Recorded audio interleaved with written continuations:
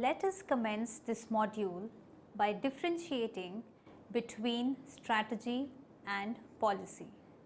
At the outset, it is important to differentiate between strategy and policy to understand how they are related. This is to facilitate a complete framework and comprehensive concept of policy. To begin with, a strategy has 4 aspects. First, the philosophic level at which objectives as well as the weights to different objectives are determined.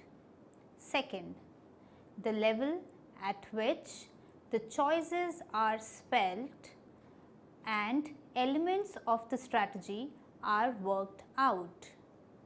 Third, the policy level where instruments of control and incentives are conceived. Fourth, the implementation level where the policy instruments are practiced for achievements of the objectives. In the light of the above understanding, one may define industrial policy as an instrument of control and incentives to produce. The incentive to produce is for the desired level of industrial development and growth along the lines of strategy formulated for the overall economy.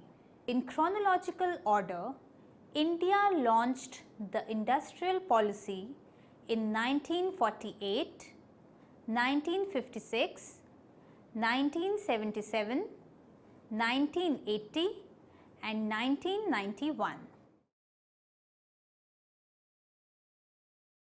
After studying this module, you shall be able to know the idea of industrial policy, learn about the objectives of different industrial policies in India since independence, identify the component of different industrial policies in India, understand that the popular characterization of new policy as LPG is not satisfactory. Moving on to discuss the Industrial Policy Resolution of 1948. The maiden industrial policy statement was made by the Government of India on April 6, 1948. Mixed economy. This policy sought to experiment with the idea of mixed economy, in which there is the existence of both public sector and private sector industries, and the industries were also allowed to operate to the public, private and both sectors as under. First was the public sector, where the industries owned by the state comes under this category. Second is the private sector. Private entrepreneurs are producing in such industries. Third is joint sector. Both the private and the public ownership is supposed to produce in such industries. The industries were divided into 4 categories. First, exclusive control of central government. The manufacturing of arms and ammunitions, atomic energy and railways were directed to be under the exclusive control of government at the center. Mixed sector. The second category included shipbuilding, iron and steel, coal, aircraft manufacturing, mineral, oils, manufacturing of telephones as well as telegraphs and wireless apparatus excluding railway receiving sets. Third, under the control of government. The third category contained industries of such basic importance that the central government needed to regulate them in the larger interest of the economy. It included the basic industries like machine tools, automobiles, salt, prime movers, tractors, heavy machinery, electronics, engineering, fertilizers, heavy chemicals, electrochemical industries, non-ferrous metals, minerals and industries related to defense, cotton and woolen textiles, power and industrial alcohol, sugar, cement, air and sea transport, paper, rubber and newsprint.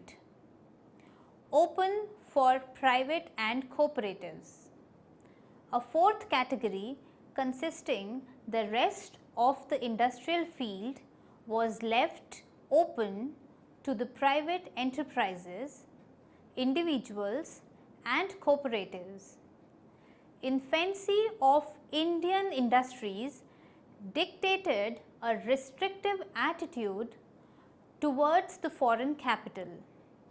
As a rule, the major interest in the ownership and effective control was meant to be in the Indian hands. Training of suitable Indian personnel was insisted for the purpose of eventually replacing the foreign experts will be insisted upon. Let us now understand the Industrial Act of 1951. Industries Development and Regulation Act of 1951. In order to control and regulate industrial development in the country, an act was passed by the Parliament in October 1951. The act was operational on May 8, 1952. The main objectives of the act were as follows: the regulation of industrial investment and production in accordance with the plan priorities and targets. Next, insulating the small entrepreneurs against competition from large industries. Next, prevention of monopoly and concentration of ownership of industries. Next, balanced regional development in order to reduce disparities in development levels of the different regions of the economy.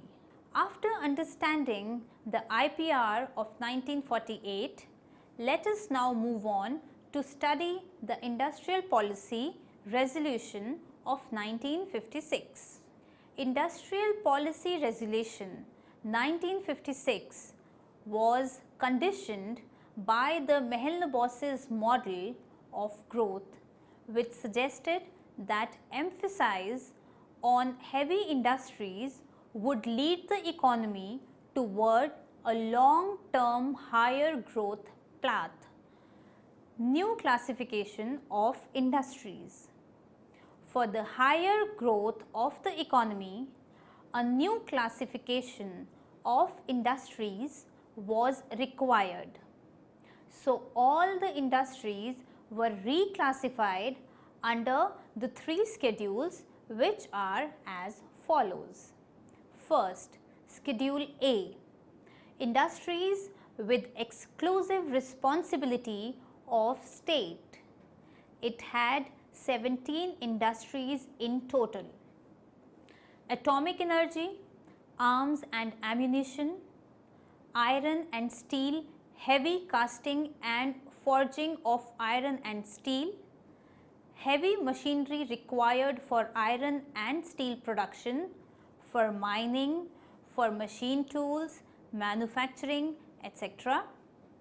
Mineral oils, coal, mining of iron ore and other important minerals like copper, lead, zinc, and aircraft, railways, air transport, shipbuilding, heavy electrical industries, telephone, telegraph and wireless equipment, generation and distribution of electricity. Next is Schedule B, industries to be progressively owned by state, in which the state would generally establish new enterprises, while the private enterprises would be expected only to supplement the effort of state. It contained 12 industries in all. Such industries include other mining industries, aluminium and other non-ferrous metals were excluded from Schedule A, machine tools, ferroalloys and tool steel, the chemical industry, antibiotics and other essential drugs, fertilizers, synthetic rubber, carbonization of coal, chemicals, pulp road transport and sea transport. Next is Schedule C. All the other industries and their future development were left to the market, that is, initiate and enterprise of the private sector. Objectives. Major objectives of the policy were as follows. First, to accelerate the economic growth and the process of industrialization as a prelude to achieve a socialistic pattern of society. Next, eradication of regional disparities through the development of regions with low industrial base. Next, enhancement of living standards and working condition of the common man. Next, reduction in the disparities in income and wealth. Next, to prevent the emergence and growth of private monopolies and concentration of economic power in different subsectors of industry. Next, to promote mutual dependence of public and private sectors. Next, assisting and controlling of private sector in line with the national priorities. Next, encouragement of small scale and cottage industries. Next, development of technical and managerial personnel. Next, to promote the industrial peace and harmony. Next, to maintain a restrictive attitude towards foreign capital. Industrial Policy 1977. In December 1977, a new industrial policy was announced in order to do away with the so-called shortcomings of the Industrial Policy Statement of 1956. Major shortcomings were identified as follows: increased unemployment, increased urban and rural disparities, stagnation of investment, widespread industrial sickness. So, the major fields of concern in this policy were as follows: promotion of small scale sector, areas for large scale sector, expanding the role of public sector, promotion of technological self-reliance, approach toward foreign collaborations, approach towards sick unit, etc. The Industrial Policy 1980. Industrial Policy 1980 was initiated with the start of liberalization in India. It marks a break from earlier industrial policies because of the change in the mindsets of the policy makers toward foreign capital.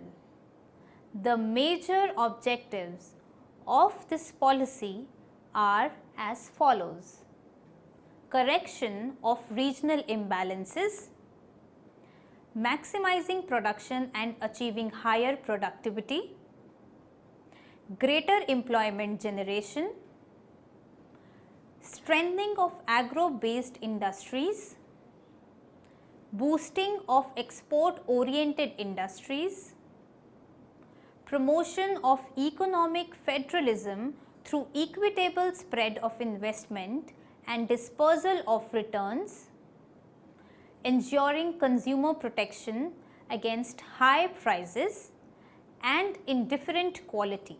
The new industrial policy of 1991.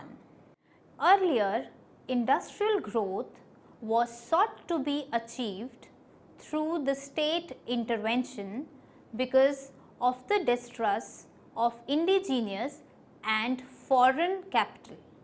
However, the economic philosophy of the government underwent a major change, and the restrictive regime of industrial growth was set to be replaced with deregulation, privatization and globalization. In line with the liberalization, measures were announced during 1980. The government announced a new industrial policy on July 24, 1991. The objectives of these policies were as follows: to achieve the pace of growth and for certain corrections was the main objective of the policy. To build on the gains already made, to correct the weaknesses, to maintain a sustained growth in productivity and gainful employment, and to attain the international competitiveness. The pursuit of all these objectives will be conditioned by the need to preserve the environment and ensure the most optimal use of available resources. All sectors of industry, whether small, medium or large, belonging to the public, private or cooperative sector will be encouraged to grow and improve on their past performance. Major initiatives.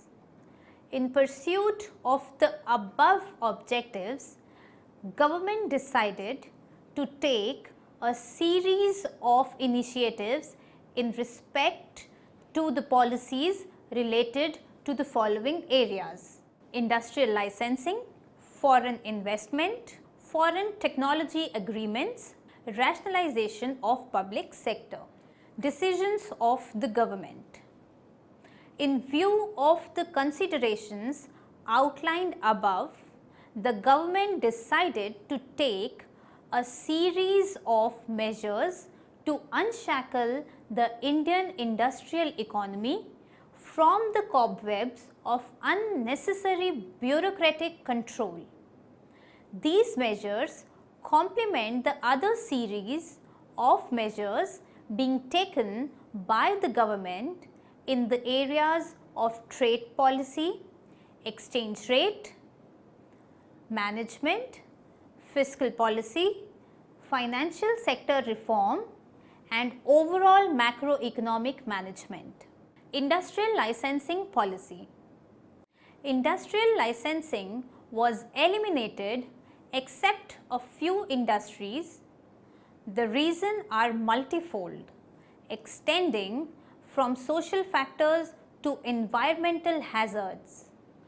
the status quo for industries meant for the small scale sector did not change. Same was true for the areas where paramount security and strategic concerns. Automatic clearance was given in projects needing imported capital goods. In cases where foreign exchange availability is insured through foreign equity, or if the CIF value of the required import of capital goods is lower than 25% of the total value net of taxes of plant and equipment, the foreign exchange up to a maximum value of rupees 2 crore was available. In view of then difficult foreign exchange scenarios, it was stated that this scheme would come into force from April 1992.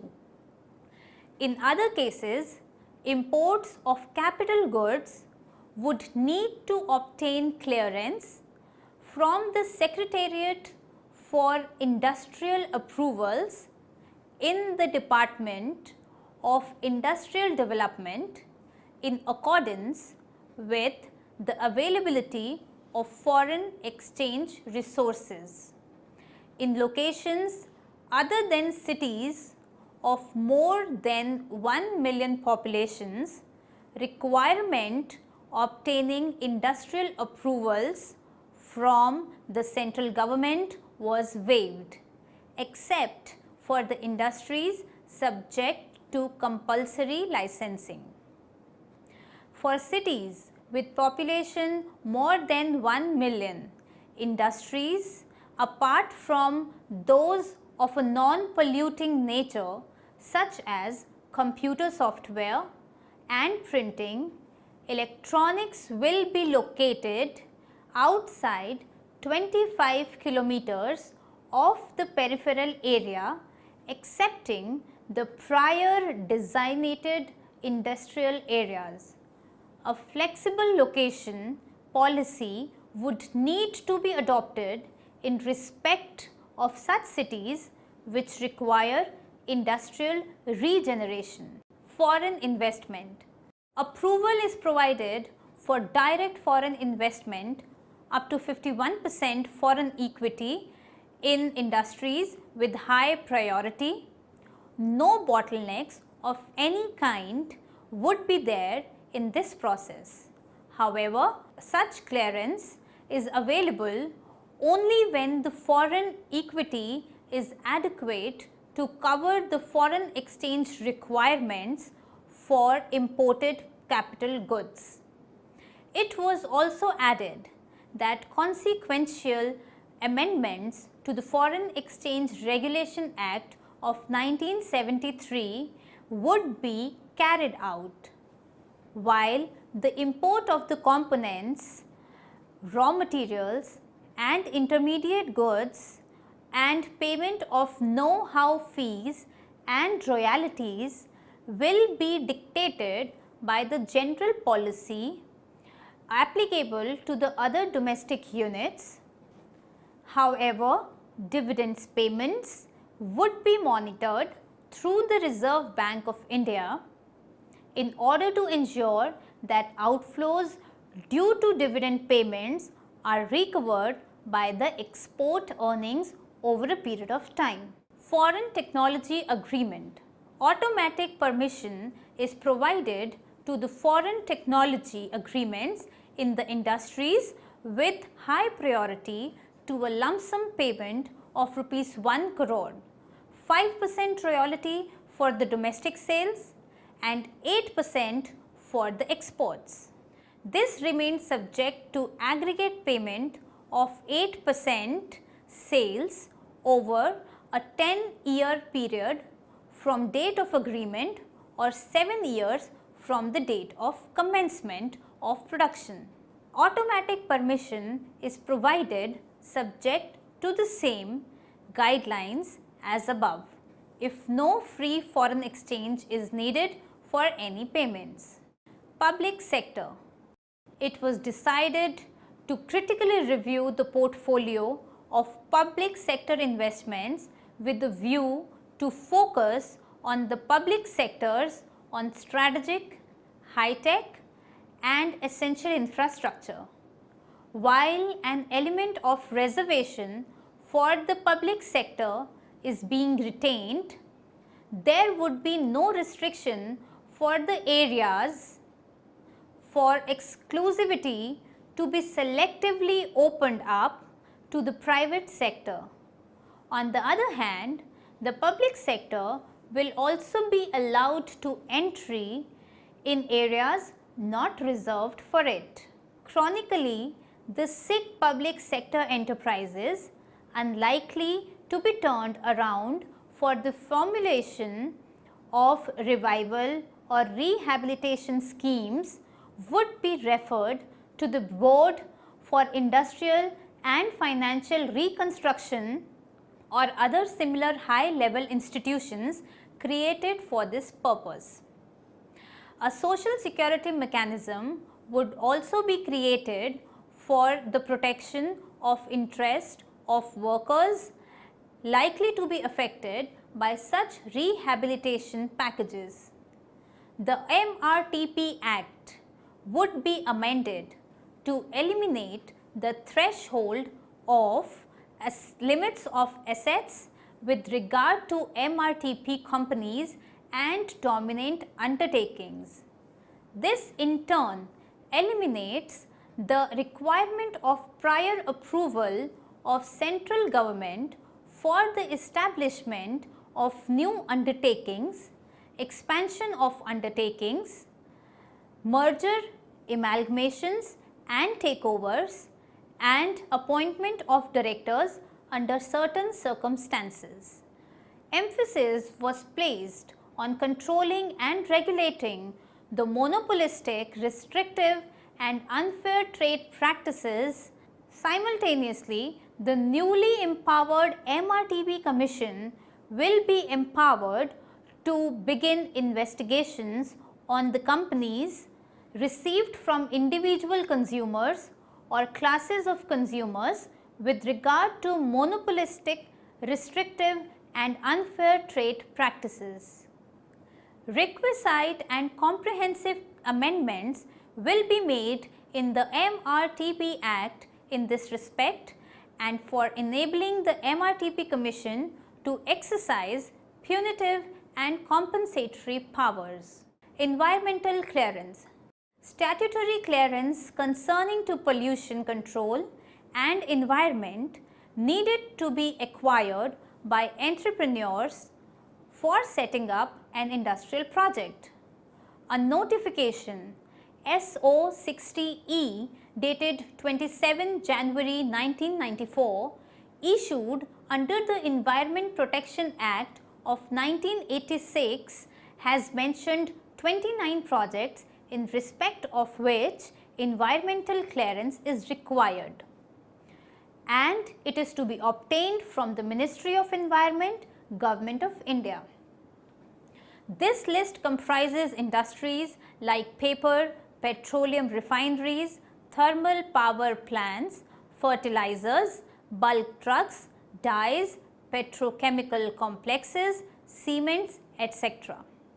Such clearance is not necessary if the volume of investment is lower than 500 million rupees. Such an advantage is not applicable to a number of industries. They include foundries and electroplating industries, dyes, distilleries, terraced roads in Himalayan areas, tourism projects of certain parameters, mining projects, integrated paint complexes, asbestos and asbestos products, bulk trucks and pharmaceuticals and pesticides. Conclusion. It was the public sector which was given the responsibility of making heavy investment for the development of the industrial sector. private sector was supposed to invest only in the industries where higher returns were expected. To protect the private sector, there was reservation of small scale industries. A number of controls were introduced to regulate the investment in the private sector, and this policy of protectionism remained for a very long time in India. Such a policy resulted to slow industrial growth creation and perpetuation of monopolistic tendencies, inefficiency, corruption and poor export performances. Such dismal performance forced the ruling elite to change their economic philosophy, leading to outline of new industrial strategy involving a new industrial policy. The new economic policy of 1991 has changed the role of state at vast. Now the state is no more a major producer or investors, rather it is more liberal toward the private sectors as well as the foreign sector. The popular characterization of the new liberal regimes in terms of liberalization, privatization and globalization has been questioned as misleading by Balakrishnan in his study of 2010. He argued that relationship of India's political class to the Indian public sector is independent of the political ideology. The reason lying in reluctance to shed the significant power. If privatization featured prominently in the policy announcements in the early 1990s, then it was dropped as soon as the crisis of 1991 had passed and the economy had stabilized. Now, let us summarize what we have studied in this module. Industrial policy may be defined as the instrument of control and incentives to produce the desired level of industrial development and growth along the lines of strategy formulated for the overall economy. The first industrial policy was announced in 1948 and have been revised from time to time. The first two industrial policies relating to 1948 and 1956 did not produce the right results. They were based on the philosophy of the control of market for state for achievement of the desired goals. As a result, the significant change was first visible in the industrial policy from 1980 onwards. It had a greater tilt towards the market. A major shift occurred in the industrial policy in 1991. It involved a greater play of the market forces. A popular characterization of current industrial regime in terms of LPG does not appear to be satisfactory.